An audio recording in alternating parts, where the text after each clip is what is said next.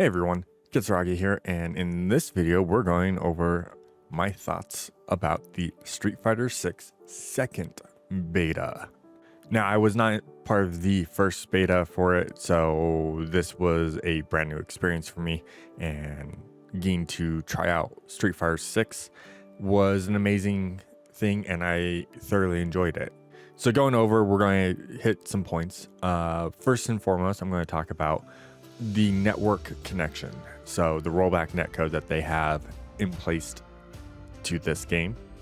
Overall, the connection was really good.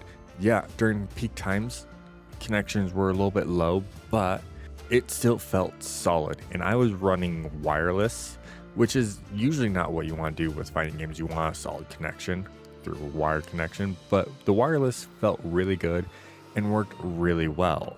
Though I do have to state that there were some downsides, some lagging matches in there, primarily getting a lot of high pings or a lot of rollback frames, which does sour the mood when you're playing. But with rollback netcode, that's something that you have to deal with, but it was still done well, and matches tend to get back on track after a couple of seconds, unlike a few other games like Guilty Gear, where when the rollback starts getting bad, it can never get back on track. Now, one downside is they do still have some delay frames. These are frames that are based off of the old delay-based netcode, so I think that's still in the system. Well, it is in the system. I think they're trying to work that out, but it's not quite out yet. And unfortunately, even though most of my matches had a 0 on that portion, you could tell that there was about 2 or 3 frames most of the time. And I'm going to credit that on both the network connection overall during peak periods and me being on a wireless connection. So I think on a solid ground cable connection, actually having a wired connection, that's not going to be much of an issue. But I do also think that they might be trying to get rid of that, but that was just kind of their safety net towards their rollback. Overall, like I stated, with that network connection, matches were fun.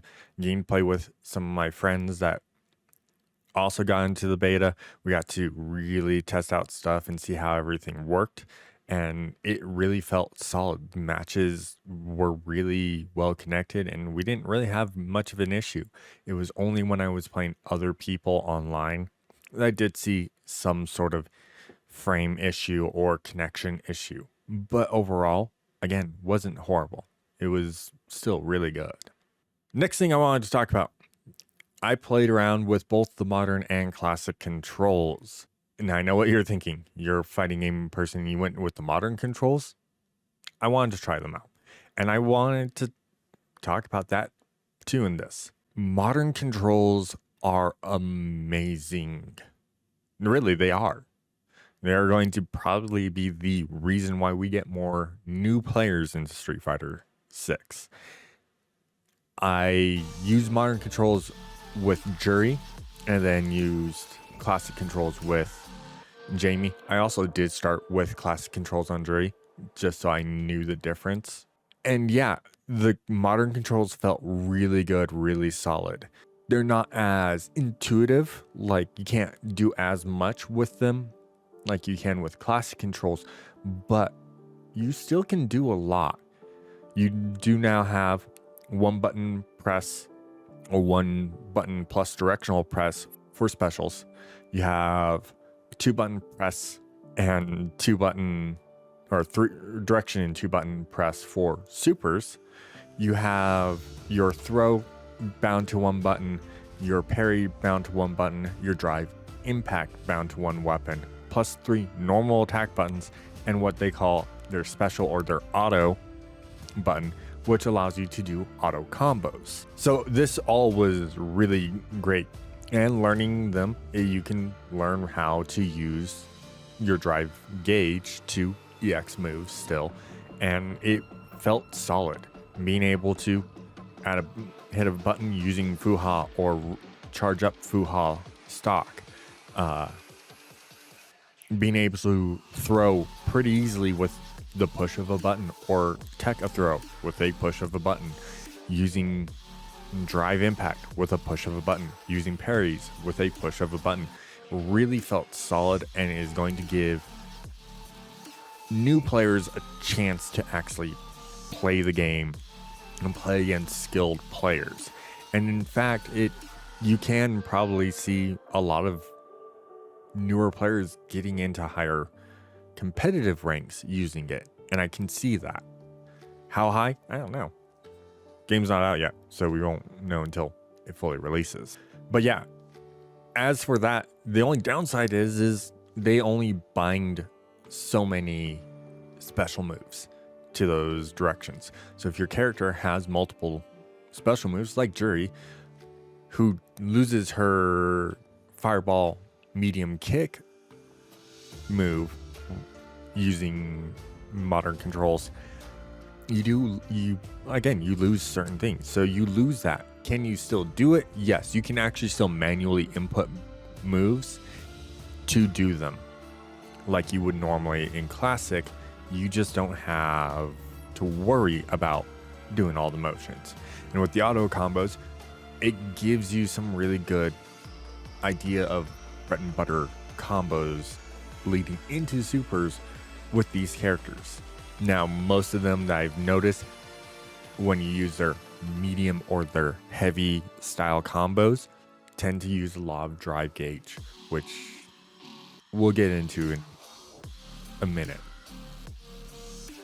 But overall, I thoroughly enjoyed modern controls, but I still enjoy my classic controls, which that's where I play Jamie the most. I used the classic controls with Jamie a lot, and we're going to go into different videos about Jury and Jamie and how I feel about them.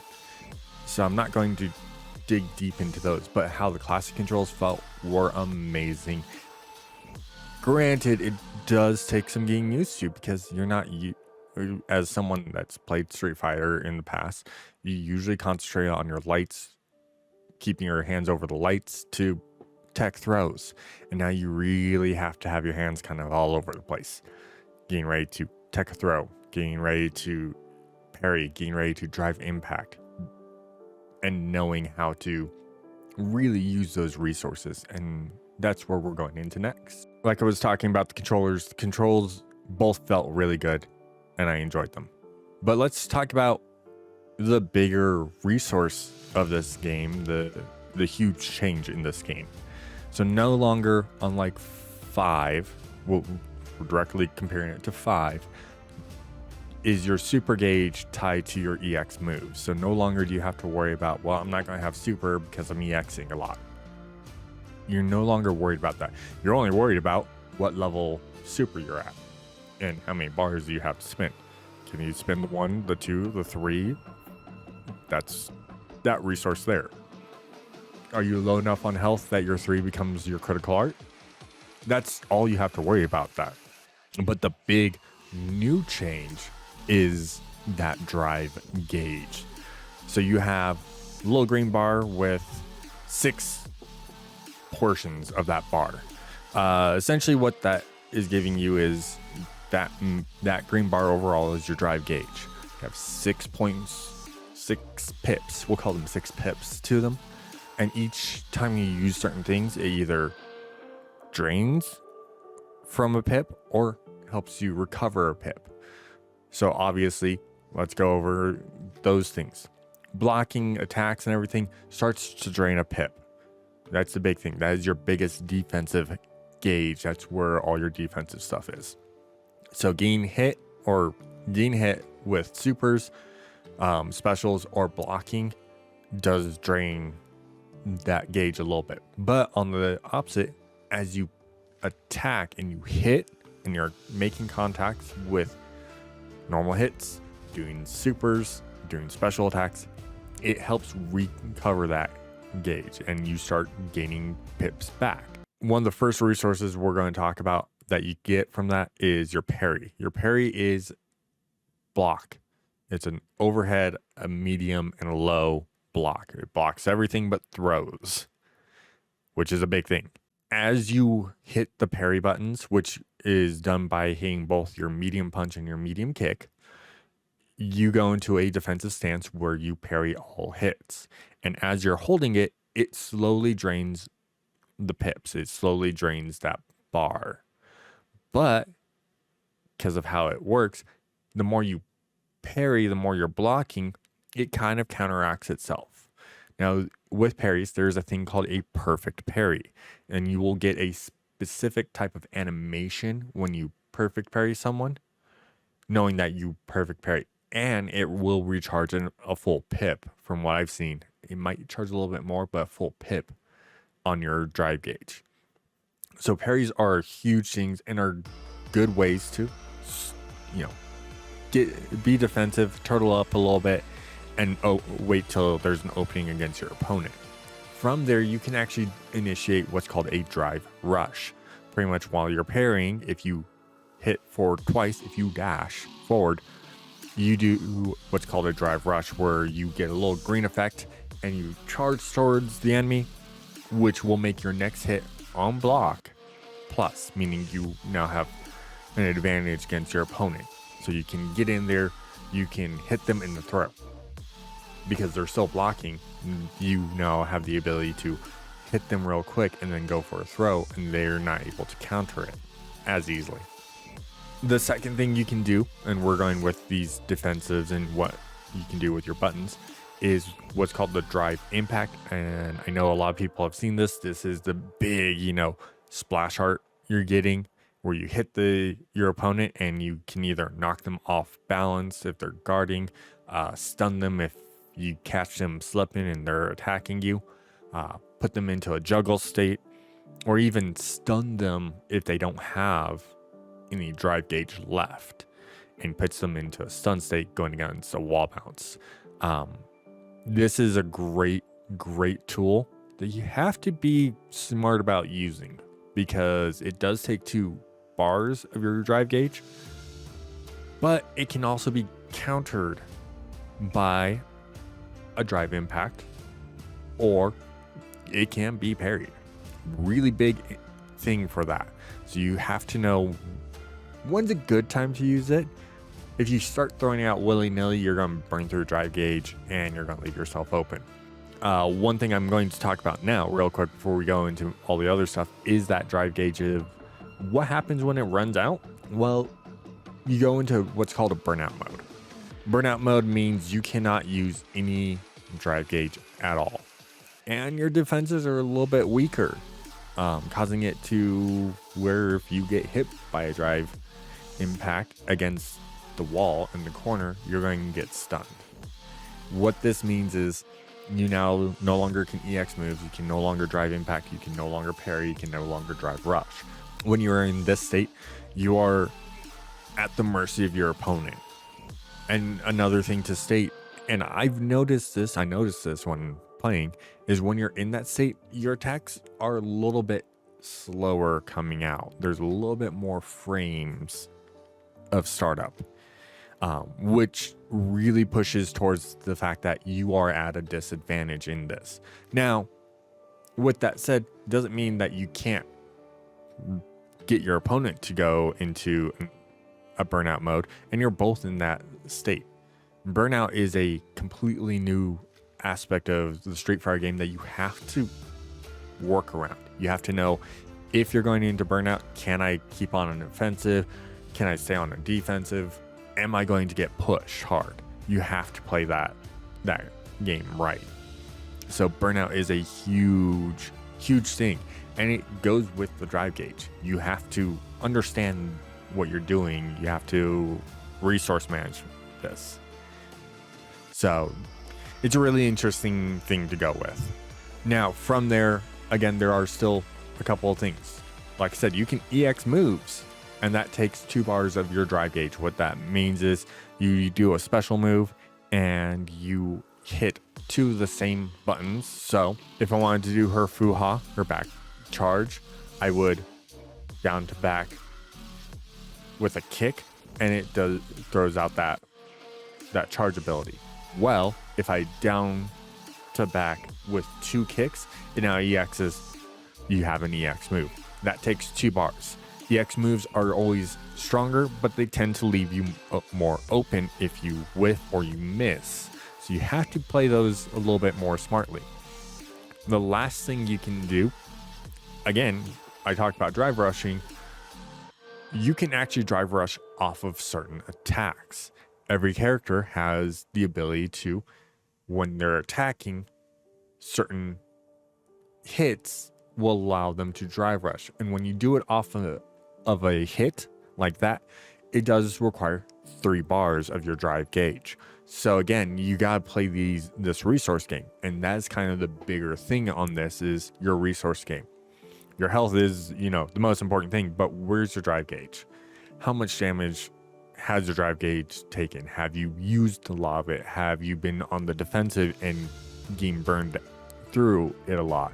Where are you on super gauge? It's all resource management in this, which makes this Street Fighter the more exciting one. I think it gives us more of the Street Fighter 4, Super Street Fighter 4,